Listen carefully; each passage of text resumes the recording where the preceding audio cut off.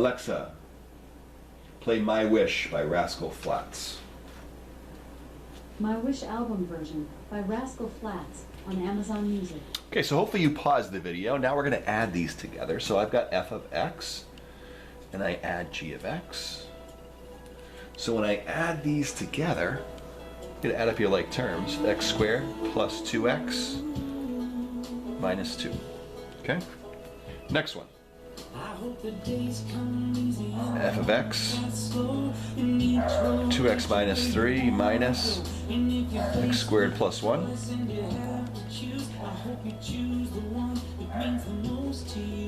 And if one door opens to another door closed, I hope you keep on walking till you find the window. If it's cold outside, show the world multiply.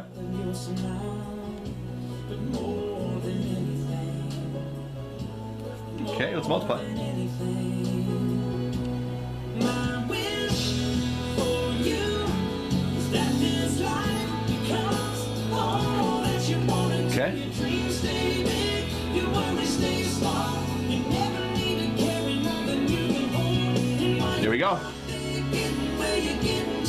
Easy, right? Easy, easy, easy. So now let's do the composition of functions.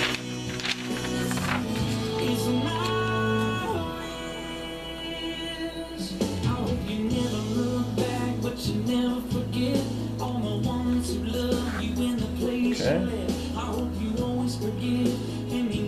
Let f and g be functions.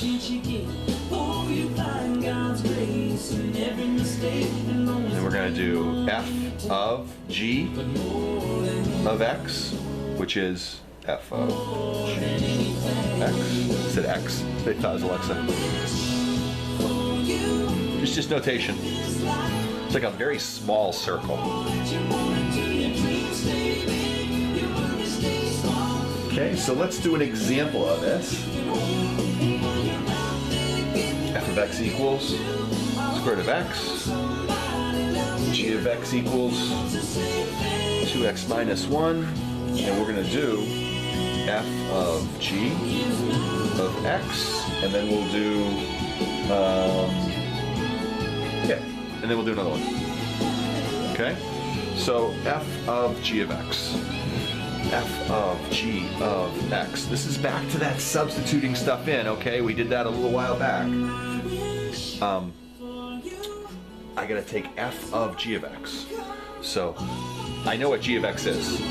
That's 2x minus 1. So I'm finding f of 2x minus 1. So my f function says whatever's in parentheses, I take the square root of it. So that's going to be f of, f of that. So it's going to be the square root of what's in parentheses, 2x minus 1. So it's the square root of 2x minus 1. Okay? Let's say I had g of f of x. So this would be g of f of x. And that's going to be g of f of x is root x. So the g function says that whatever's in parentheses, we multiply by 2 and subtract 1. Well, that's a square root, so we're going to go 2 times root x minus 1. All right? Kind of ran out of room there. Start a new page. I'm going to add this to the bonfire page. Actually, you know what? I'm going to finish this here. Save some paper. Okay? So let's say I had this, f of x equals 2x minus 3, and g of x equals cosine x. I want you guys to find f of g of x. Go! Alexa, play Photograph by Nickelback. Photograph by Nickelback on Amazon Music. Look at this photograph. Every time I do it makes me laugh. Eyes get so red. All right, what do we think here? What do we think, guys? What do we think? So f of g of x, I'm going to write it. I don't like that notation. I prefer this. So whenever I see that, I just rewrite it. And I want to find f of g of x. Well, what's g of x? G is cosine x. So I'm finding f of cosine of x. So here it says whatever's in parentheses, I multiply by 2 and subtract 3. So this is going to be 2 times cosine x minus 3. And that's it. Okay, that's it. All right. Here we go. Here we go. We're going to finish up here. Finish up section P3. Finally. Finally. The rock has come back to Boston. That could be my next. That's gonna be my next video. I think I'm gonna play entrance songs from WWE. Okay, so here we go, guys. A function is even if its graph is symmetric to the y-axis. So if something has y-axis symmetry, then it's even. So y equals f of x is even if f of negative x equals f of x. So you plug a negative x in for x, right? Even. Even. A function is odd if its graph is symmetric to the origin. Odd origin. Okay? So y equals f of x is odd if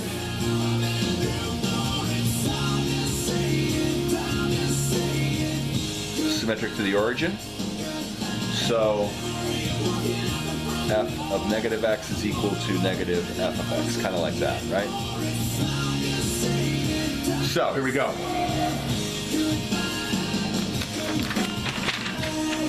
Give you guys 3 problems to try. Determine whether the function is even, odd, or neither.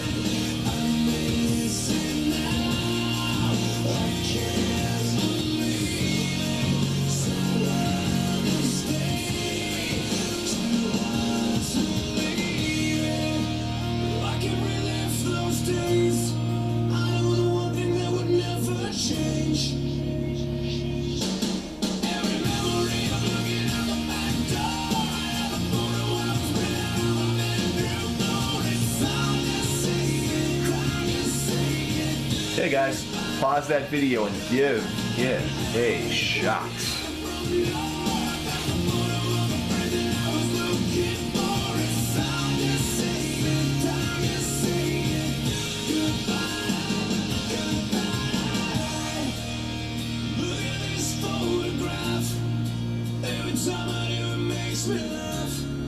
Okay, so I don't think that this one's going to be symmetric to the y-axis. I just don't. Okay, the way it looks, I don't.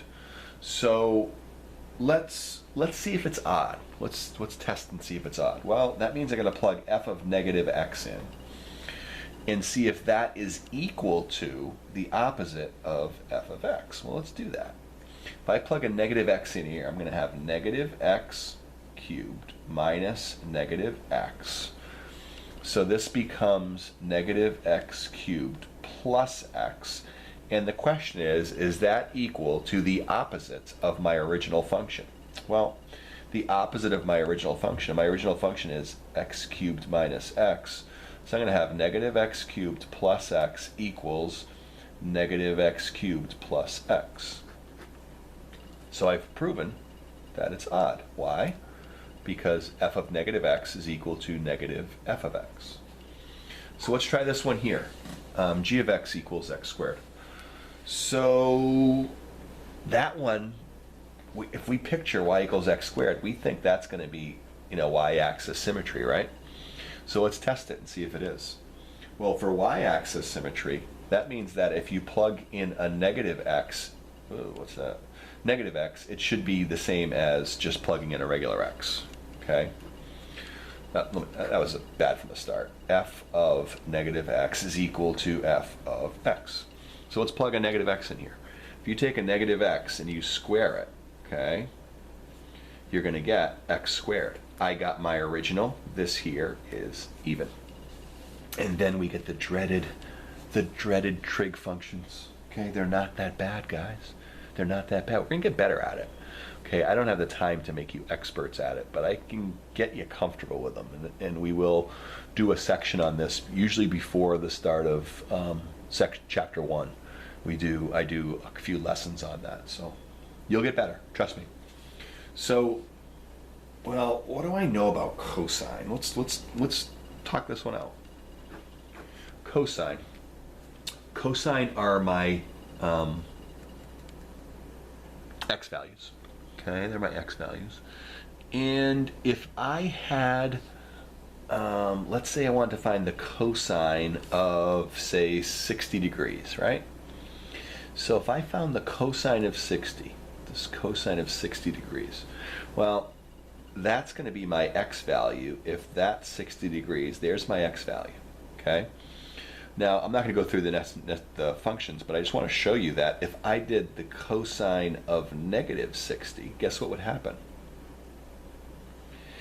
If that's 60, guess what? That's going to be the same, whether my angle is 60 or if it's negative 60. So that tells me that we've got a chance here for some symmetry. We've got a chance for some symmetry here. Okay. Now, when you look at this, it doesn't have an option of x-axis symmetry, but I want to see if it's going to be y-axis symmetry. Okay, so we're talking about cosine of 60. We're talking about cosine negative 60, just to get an idea that here you can see that your x value is going to be the same, but we've got to go back to this, and I want to see if this has y-axis symmetry too. Okay, so let's look. For that to happen, I would have to plug in a negative x. Okay, so 1 plus the cosine of negative x. Well,